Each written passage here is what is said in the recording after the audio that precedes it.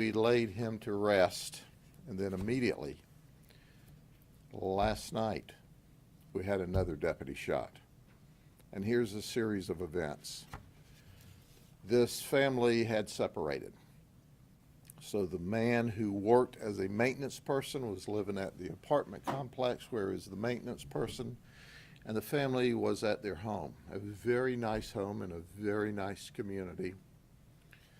And he started calling the house, and he called the daughter, and who was like 7 years old, and the mother said, "Hey, we're not having any of you trying to line the kids up.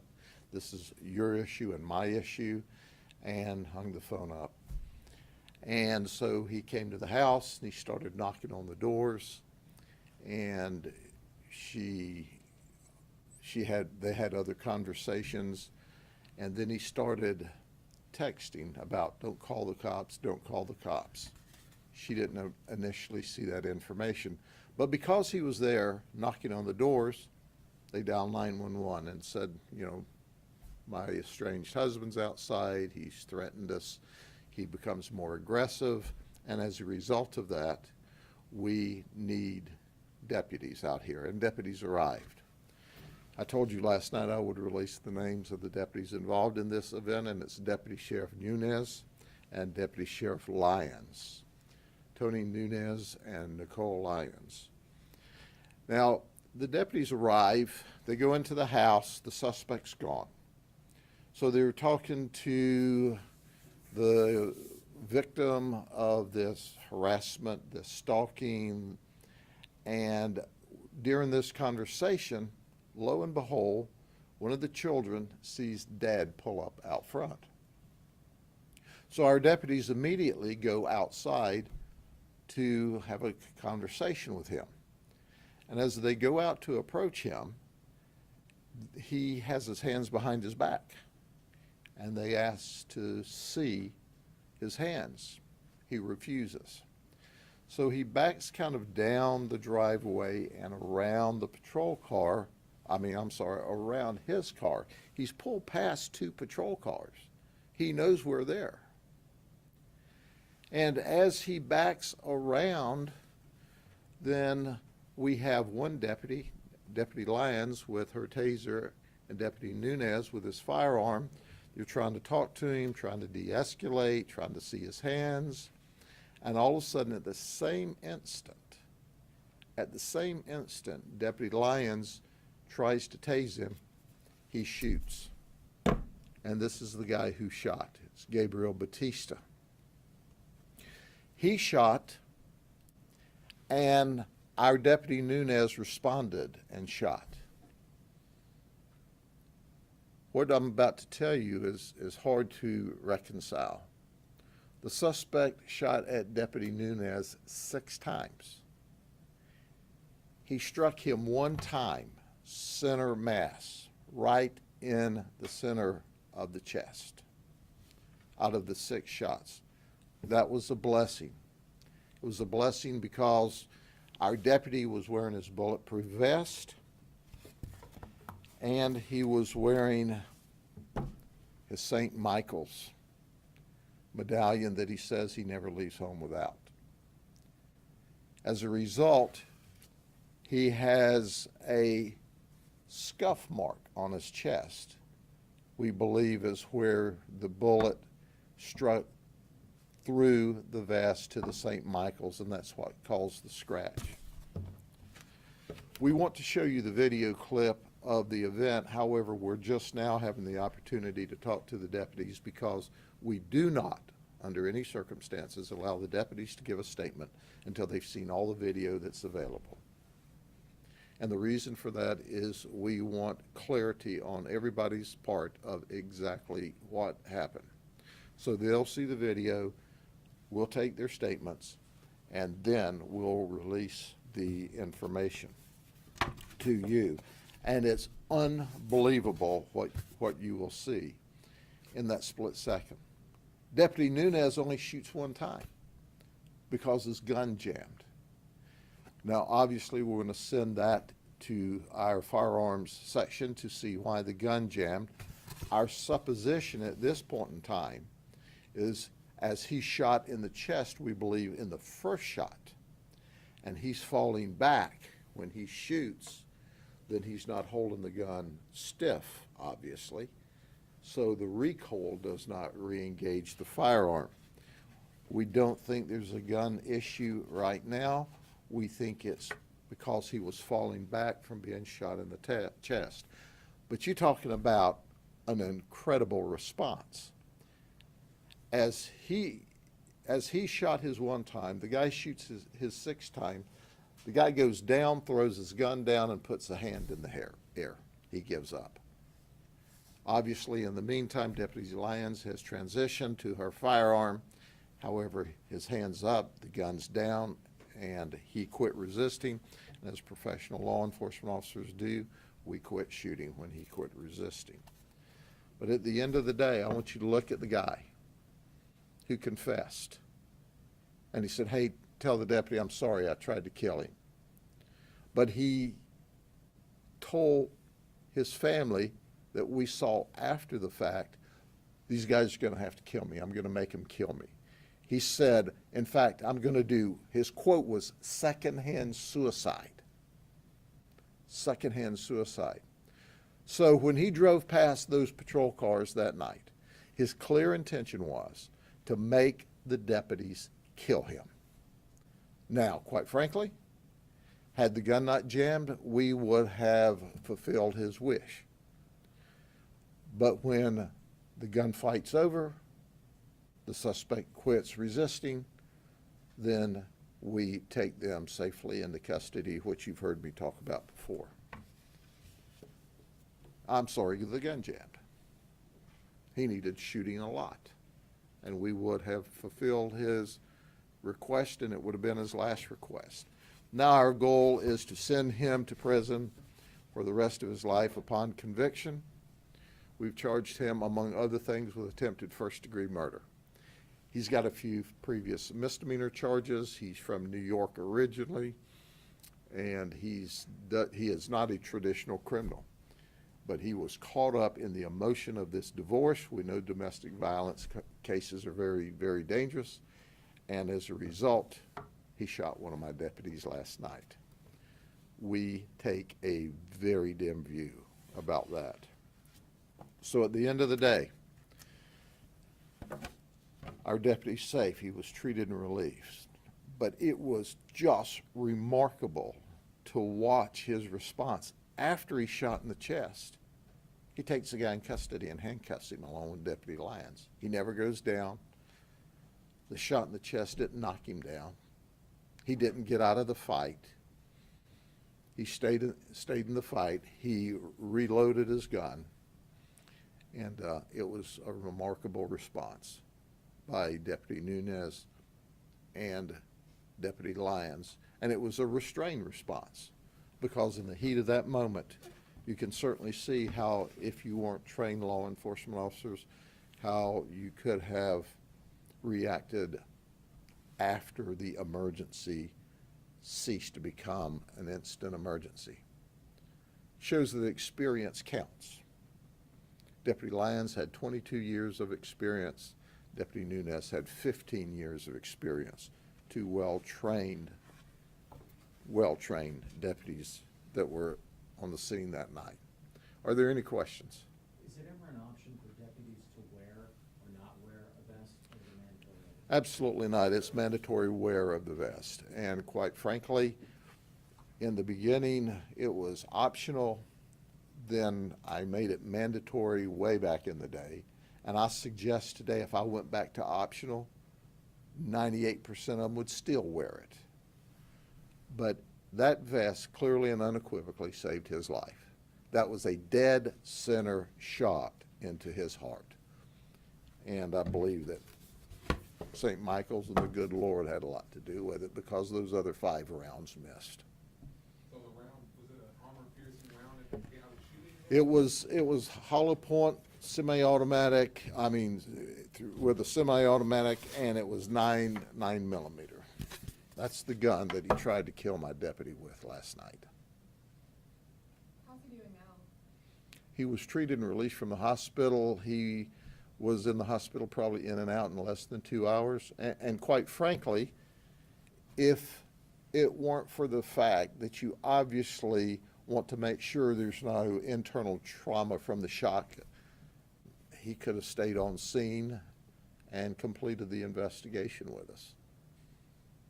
It did, you know, normally, I mean, the shock is huge. Even when the bulletproof vest stops a bullet, it's like being hit in the chest with a sledgehammer. But he fought through all of that and was in the fight to the end, and he and Deputy Lyons successfully took our suspect into custody. But his stupid choices are going to get him the rest of his life in prison, as it should. But people have got to think through events. Is it worth being locked up for the rest of your life? I suggest not. But he's got a long prison run ahead of him now. Is this the first time you've had 2 officers shot within this time frame since you've been? I'm trying to think back. I've been here a long time. We've had a lot of officers shot over the years, and I don't remember 2 being shot within an 8-day period off the top of my head. How's morale? Oh, they're ready to go and put bad guys in jail. This just pumps us up, just makes us more determined.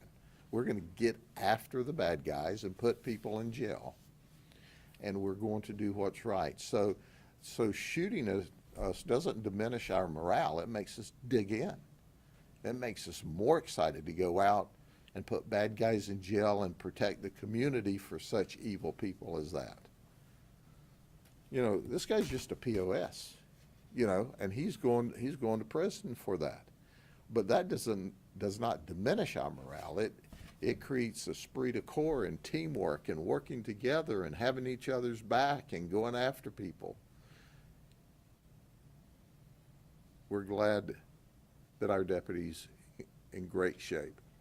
And if that's not difficult emotionally and physically, but think about it. When they airlifted him, or I'm sorry, when they transported him to Lakeland, the sergeant and the lieutenant that were dispatched from the Northwest districts to the hospital were the same sergeant that was involved in the shooting 8 days ago with his lieutenant, whose shift endured the death of Deputy Sheriff Blaine Lane. The same team of supervisors were sent to meet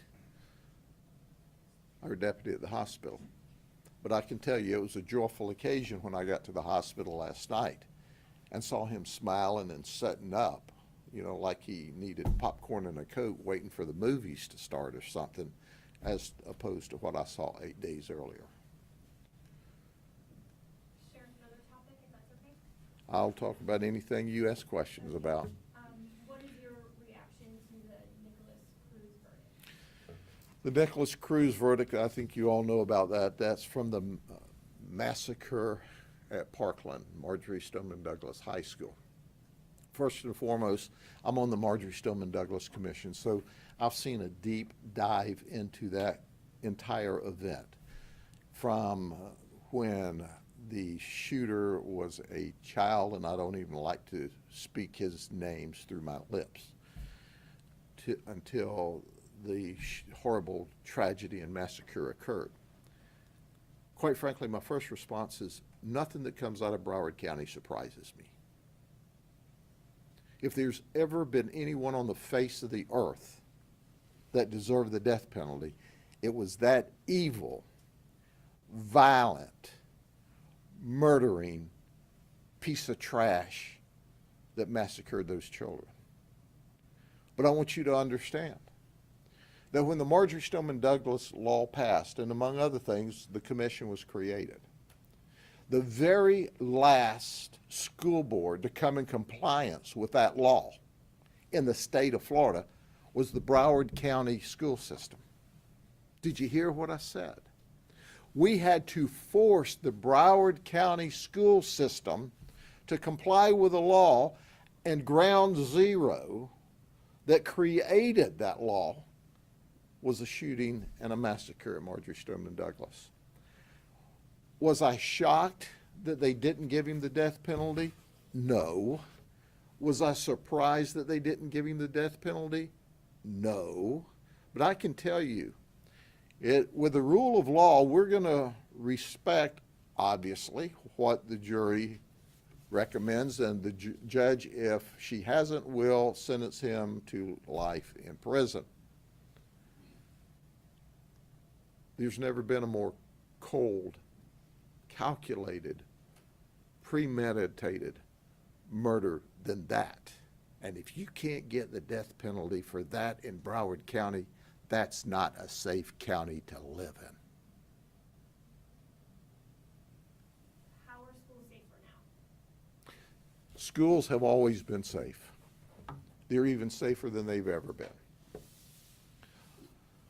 Because of horrible shootings around the country, even prior to the Marjory Stoneman Douglas law, here in Polk County, our school system, we have all worked together with our colleagues from the police departments, and certainly as the sheriff's office, I am contracted to be in charge of safe schools for our school district.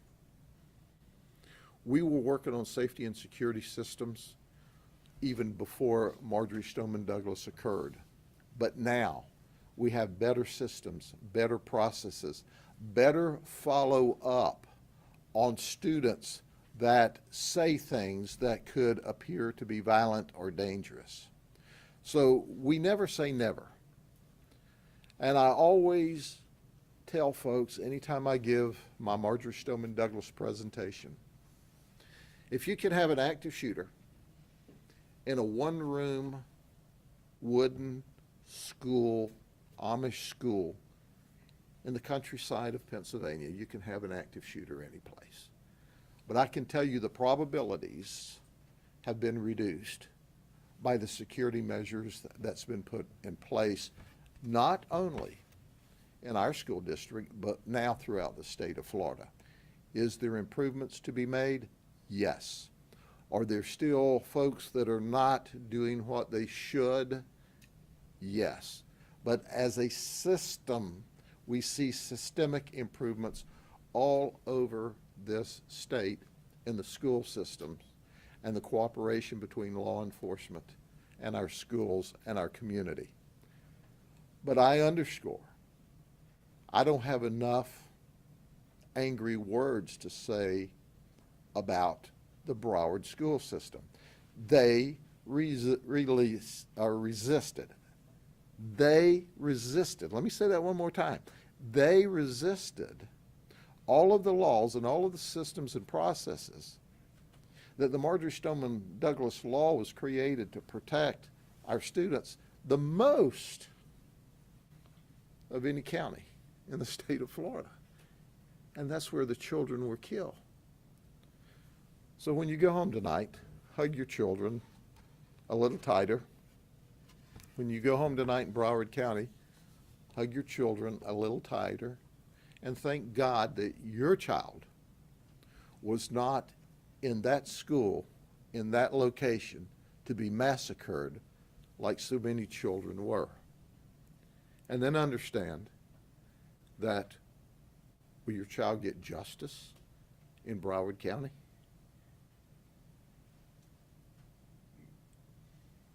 I saw the headlines and the presentations.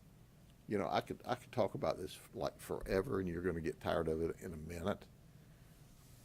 Oh, but he had this mental health issue. Well, when's the last time you've seen a sane, normal human being do an active shooter event? Never. They all have a hitch in their giddy up. All of them have issues. And he was no different. But they bought into all that baloney as opposed to sentencing him to the death penalty times every person that was murdered. That was their decision. They've got to live with it. Okay? Sure, do you think a verdict like that would not deter someone from doing something like that in the future? Like, if you got the death penalty, maybe it scares people off from doing it? No, I don't think the verdict one way or the other scares people off, because people that are that deranged and that fanatical don't pay any attention to that. That is only the appropriate penalty for the conduct he carried out.